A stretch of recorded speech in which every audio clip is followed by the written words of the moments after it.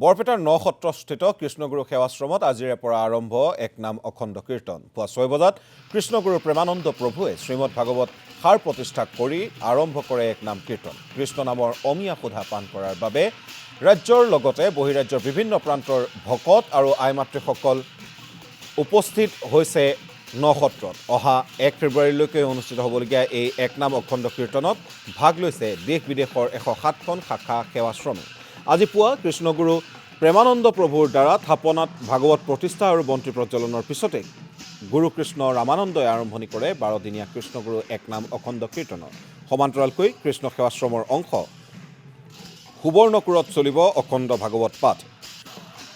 ইয়াৰ লগত সংগতি ৰাখি প্ৰতিদিনেই ভকতসকলৰ মাজত ধৰ্মালোচনী সভা আৰু সন্ধিয়া ভক্তিমূলক সাংস্কৃতিক অনুষ্ঠান অনুষ্ঠিত হ'ব।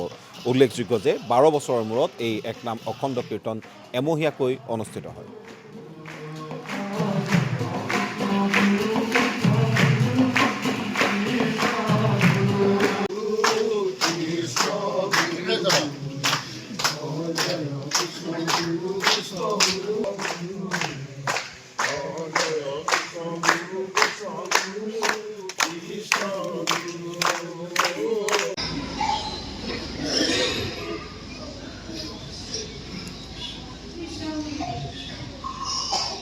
কৃষ্ণগুৰু সেৱাশ্ৰমত অখণ্ড এক নাম কীৰ্তন আৰম্ভ হ'ল।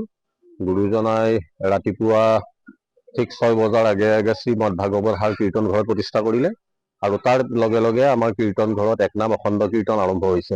ঠিক একেদৰে ভাজঘৰতো শ্ৰীমদ ভাগৱত পাঠ আৰু নামজপ ব্যৱস্থা আৰু সুমন ঘৰতো শ্ৰীমদ ভাগৱত পাঠ হৈছে আৰু ঠিক একেদৰে এই ব্যৱস্থাটো একেৰাহে হ'ব।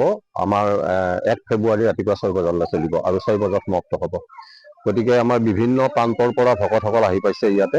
আপোনালোকে দেখিবলৈ পাইছে এই পৰিৱেশটো উদুলি মুদুলি পৰিৱেশ, সুন্দৰ পৰিৱেশ আৰু আমি গোটেই ভকতসকল থকাৰ কাৰণেও শিবিৰ দুটা সুন্দৰভাৱে সাজু হৈছে আৰু তাত প্ৰায় 50,000 ভকত থাকিব পাৰিব এইখিনি। আৰু 12 দিন যিহেতু নেকি চলিব, বিভিন্ন ঠাইৰ পৰা আহিব ভকত। আমাৰ অসমৰ বাহিৰৰ পৰাও ভকত আহিব। ইতিমধ্যে এলাহাবাদৰ পৰা ভকত আহি পাইছে, বিহাৰৰ ভকত আহি পাইছে, দিল্লীৰ ভকতো আহিব আৰু আমাৰ অসমৰ ইটো মূৰৰ পৰা সিটো মূৰলৈ যিমান ভকত আছে গোটেইখিনি ভকত আহিব এইকেইদিনৰ ভিতৰতে।